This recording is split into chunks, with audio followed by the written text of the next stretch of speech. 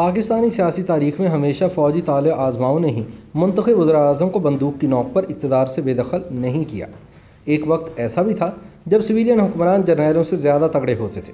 बहुत कम लोग जानते हैं कि पाकिस्तानी तारीख में एक ऐसा आर्मी चीफ भी गुजरा है जिससे जुल्फ़िकार अली भुट्टो ने हुकूमत के खिलाफ बगावत की साजिश करने के इल्ज़ाम में बंदूक की नोक पर इस्तीफ़ा लिया था। ये जनरल गुल हसन थे जो कि फ़ौज के आखिरी कमांडर इन चीफ थे। इनके बाद ये ओहदा चीफ ऑफ आर्मी स्टाफ में बदल दिया गया था। सकूत ढाका के बाद जुल्फ़िकार अली भुट्टो ने पहले सिविलियन चीफ मार्शल एडमिनिस्ट्रेटर का ओहदा संभालने के बाद 20 दिसंबर सन 1971 के दिन जनरल गुल हसन खान को कमांडर इन चीफ मुकर्रर कर दिया। लेकिन 2.5 माह बाद 3 मार्च सन 1972 को भुट्टो ने गुल हसन को इस ओहदे से हटा दिया था। जनरल गुल हसन ने अपनी किताब में इस गैर मामूली वाक़े का तफसील से जिक्र किया है। इनके मुताबिक भुट्टो ने इंतहाई ड्रामाई अंदाज में उस वक्त के गवर्नर पंजाब गुलाम मुस्तफ़ा खर और वफाकी वजीर गुलाम मुस्तफ़ा जतोई की मदद से गन पॉइंट पर इन्हें फारिग किया और फौज की कमान जनरल टका खान के सुपुर्द कर दी। जनरल गुल हसन के मुताबिक फौज पर सकूत ढाका और मुल्क टूटने की वजह से शदीद दबाव था, जिस वजह से मुज़ाहमत न कर सकी थी। कहा जाता है कि पंजाब के साबिक गवर्नर गुलाम मुस्तफ़ा खर का दिल उस वक्त धड़कना भूल गया था जब उन्होंने GT रोड पर लाहौर और रावलपिंडी के दरमियान आधे रास्ते में खारियां कैंट के करीब एक मुकाम पर टैंकों का पूरा दस्ता खड़ा देखा। खर एक सरकारी मर्सिडीज बेंज चला रहे थे जिसकी पिछली नशिस्त पर पाकिस्तान आर्मी के आखिरी कमांडर इन चीफ जनरल गुल हसन खान और पाक फिजाइया के commander in chief air marshal Rahim Khan बैठे थे, जबकि जनरल गुल हसन की पसली से वफाकी वजीर गुलाम मुस्तफ़ा जतोई के पिस्तौल की नाल टकरा रही थी। आर्मी और फिजाइया के सरबराहान को सदर जुल्फ़िकार अली भुट्टो के हुक्म पर ऐवान सदर रावलपिंडी से गवर्नर हाउस लाहौर ले जाया जा रहा था। मर्सिडीज के अंदर माहौल बहुत ही पुरस्कार था।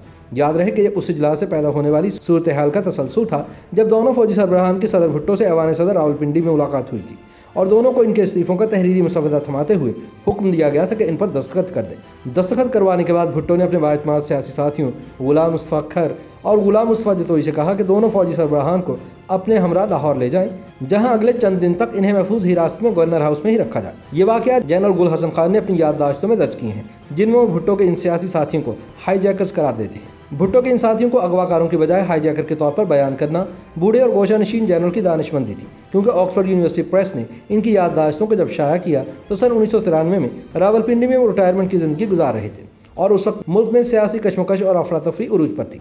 ताहम जनरल गुल हसन ने अपने साथ बीते इन वाक़यात को कलमबंद करते हुए ये नतीजा अखज़ करने में शक व शुबह की कोई गुंजाइश नहीं छोड़ी थी कि इन दोनों फौजी सरबराहान को इनकी मर्जी के खिलाफ लाहौर ले जाया जा रहा था। जनरल गुल हसन इन वाक़यात को अपनी याददाश्तों में कुछ इस तरह बयान करते हैं कि लाहौर के बीच रास्ते में उस वक्त गाड़ी की रफ्तार यकदम मजीद तेज़ हो गई थी जब गुलाम मुस्तफ़ा खर जो मर्सिडीज बेंज गाड़ी चला रहे थे उनकी नज़र सड़क किनारे खड़े चंद टैंकों पर पड़ी। ये देखकर 1 या 2 लम्हे के लिए खर के दिल की धड़कन यकीनन रुक गई होगी। उनको शक गुजरा होगा कि खारियां में मौजूद एक आर्मर्ड डिवीजन गद्दी नशीनों की भरपूर मदद से इनको घेरने के लिए ताक लगाए मौजूद है। बस मंजर कुछ यूँ है कि जनवरी सन 1972 में पंजाब पुलिस के निचले दर्जे के अफसरान और अमले ने दाएं बाजू की जमातों के उकसाने पर गैर मौजूदा मुद्दत के लिए हड़ताल कर दी थी। इनका हुकूमत से मुतालबा था कि तनख्वाहों में 100% इजाफा किया जाए। ये वो वक्त था जब सकूत मशरक़ी पाकिस्तान के बाद पैदा होने वाली सूरत हाल को हुकूमत संभालने की तगदो में थी। भुट्टो हुकूमत के लिए सियासी अदम इस्तेहकाम की बहुत ही बुरी सूरत हाल दरपेश थी। 3 मार्च सन 1972 इतवार की शाम थी जब भुट्टो आर्मी और फिजाइया के सरबराहान पर सख्त गुस्से में थे, क्योंकि इन दोनों ने हड़ताल करने वाली पुलिस की जगह आर्मी और फिजाइया को तैनात करने के इनके हुक्म को मानने से इनकार कर दिया था। भुट्टो ने आर्मी और फिजाइया के सरबराहान को मुलाकात के लिए ऐवान सदर तलब किया। ये वो ज़माना नहीं था जब सिविलियन हुक्मरान ख़ास मुलाकात के लिए आर्मी चीफ्स को मदऊ किया करते थे।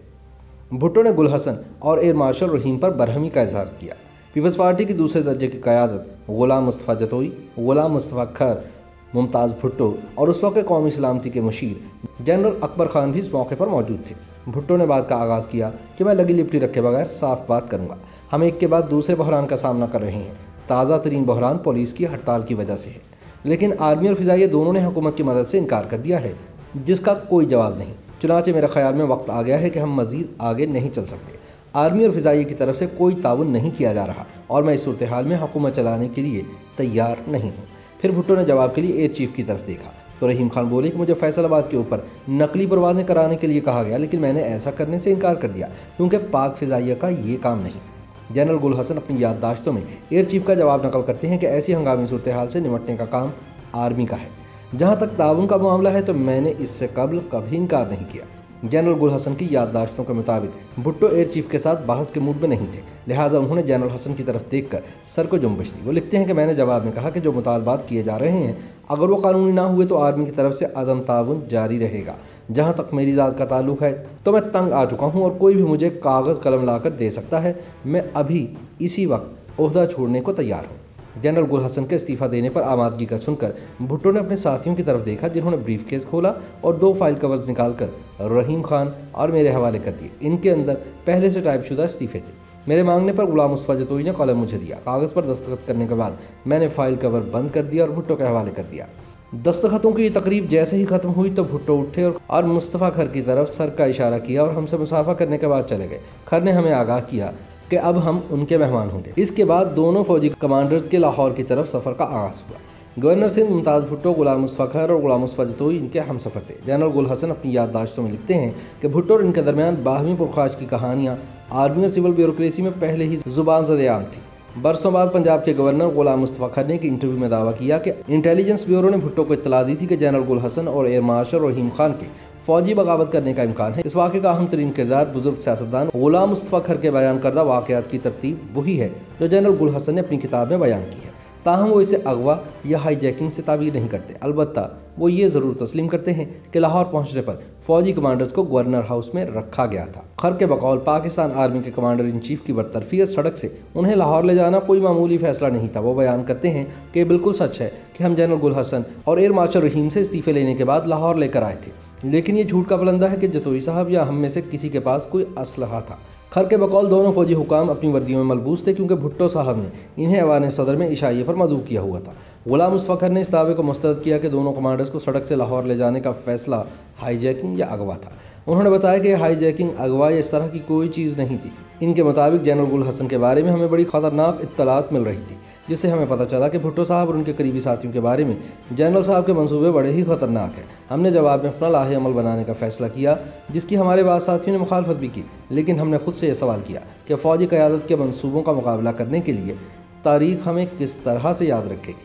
मुस्तफ़ा खर ने तस्लीम किया कि वह पूरे वसूख से कहते हैं कि सन 1971 की जंग छिड़ने पर जनरल गुल हसन और एयर मार्शल रहीम खान ने भुट्टो को इक़्तिदार में लाने में इंतहाई कलीदी किरदार अदा किया था।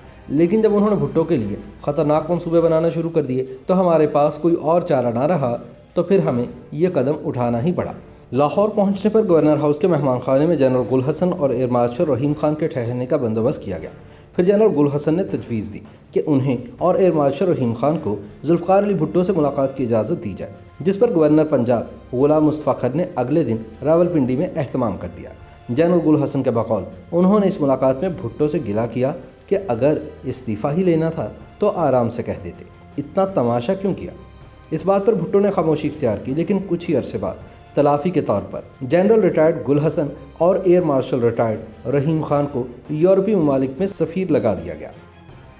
YouTube पर गूगली न्यूज देखने के लिए youtube.com की सर्च बार में गूगली न्यूज टीवी टाइप करें। गूगली न्यूज के पेज पर सुर्ख रंग के सब्सक्रिप्शन वाले बटन पर क्लिक करना ना भूलिए। YouTube पेज पर अपलोड होने वाली वीडियोस से बाखबर रहने के लिए बेल आइकन पर क्लिक कीजिए। आपको हर नई वीडियो के बारे में नोटिफिकेशन मौसूल हो जाएगा।